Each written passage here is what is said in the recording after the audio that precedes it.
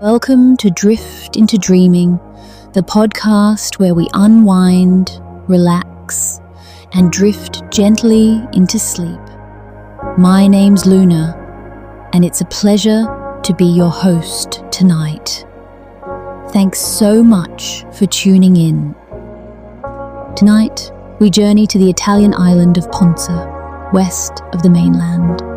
This small, picturesque island draws summer visitors year after year. Our story follows Luca, a regular visitor who believes he's explored every corner of Ponza. Yet one magical place remains undiscovered. Let's prepare with a moment of relaxation. Close your eyes if you haven't already, allowing your breath to slow to a comfortable, restful rhythm. Picture yourself outdoors on a sunny day, gazing at blue skies where clouds drift lazily by. Imagine your mind as this sky, the constant blue observing thoughts that come and go like passing clouds. Separate yourself from these thoughts. Simply observe them with a smile as they float across your consciousness. Now envision our setting. A brilliant blue sky arches over sparkling waters, where a small white boat bobs gently. The Mediterranean sun warms your skin as we begin our tale.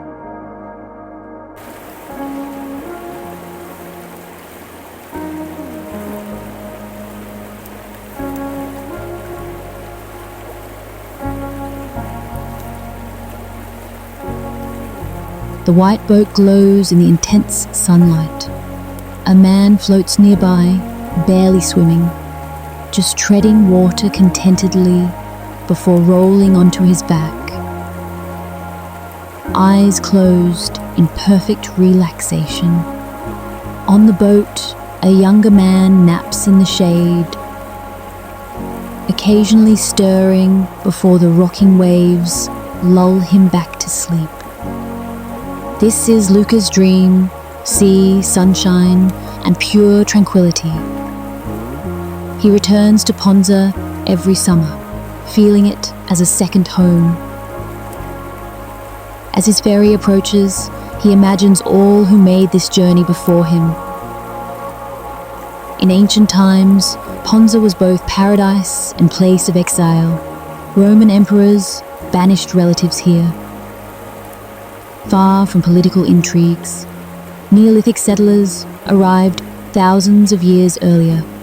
When Luca explores Ponza's wilder areas, he feels little has changed across millennia. Modern life feels distant here. Luca switches off his phone, awakens early, and sleeps deeply after days filled with swimming, hiking rocky trails, or boating around the island.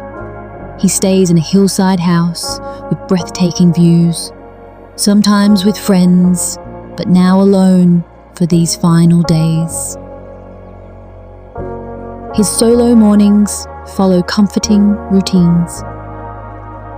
Strolling into town for espresso and jam-filled pastries, wandering past pastel-coloured houses that remind him of Greek islands. The shops sell coral jewellery and sea-inspired souvenirs.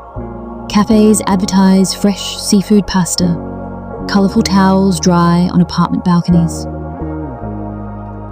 Today, Luca takes a boat to a pebbly beach, then climbs steep cliffside steps to his favourite hidden restaurant. A terrace with spectacular sea views, sunbeds under pines, and a small folk museum run by the family owners. Goats wander freely as he enjoys baked eggplant with tomato and cheese, stuffed pizza bread, and warm rolls. Here Luca meets Marco, a sun-weathered sailor with golden-touched dark hair. Over coffee, Marco mentions Circe's cave on Ponza's western side, a place Luca has never visited. Intrigued, Luca agrees to Marco's offer. Lunch in exchange for a boat trip to the cave, and its story. The next afternoon, aboard Marco's white boat, La Sirena, they circle the island, passing Roman-era fish grottos and crumbling lighthouse ruins before reaching a breathtaking crescent moon bay with golden cliffs. Further along, Marco points out the cave's nearly hidden entrance, a wide arch just tall enough for their boat. Inside, the cave's cathedral-like space glows with ethereal blue light, reflecting off water and stone. The peaceful silence feels ancient and sacred. Marco shares Circe's story. In Homer's Odyssey, the enchantress Circe lived here, transforming Odysseus's men into swine with magical potions. But mostly, she lived peacefully, gathering herbs, weaving, singing lullabies that lulled her menagerie of lions, dogs, and birds to sleep. On summer days, Circe would swim or row her golden boat to this private cave.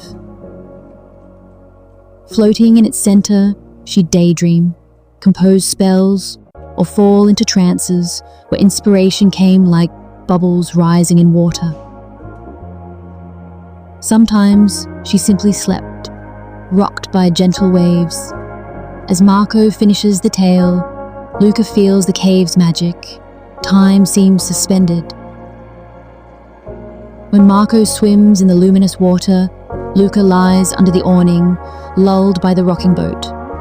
Closing his eyes, he imagines Circe sleeping here centuries ago, feeling the same sun and waves.